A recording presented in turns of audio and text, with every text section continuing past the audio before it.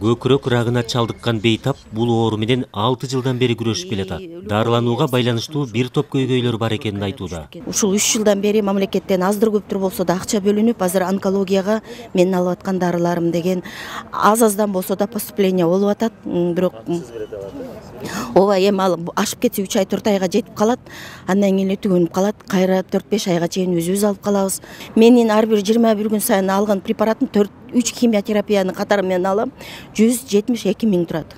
Ар 21 күн сайын. Мен үй бүлөмдө эчтеке калган жок. Баарын саттык, бүт саттык. Анан ушул эми мамлекетке анда-санда болсо да бөлүнүп калды. Эми ошондон алып коебуз. Анан жетпей калганда эле карызга батабыз, өзүбүз жанталашып алабыз. Мындай көйгөйгө туш болбоо үчүн рак оорусуна каршы атайын медициналык кароодон өтүү зарыл. Учурда Чүй облусунда атайын өнөктүк өтүп жатат.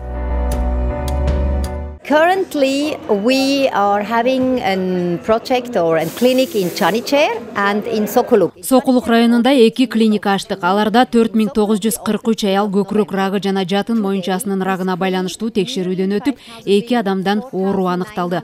Жалпысынан бул программанын алкагында 30 миң аял текшерилет. Ракка каршы күрөшүүнүн көйгөйлөрү Бишкекте уюштурулган жыйында көтөрүлдү. Морфин, он строго учет. Өлкөдө рак илдетинен жабыр тарткандар муктаж болгон морфин жетишсиз. Аны алуу үчүн бир топ тоскоолдуктар бар. Себеби бул дары катаал көзөмөлдө болот. Аны бере турган дарыгер да текшерүүдөн, оорулуу адамга өлчөмүн жазып берүүнүн жоопкерчилигинен чоочулап турушат.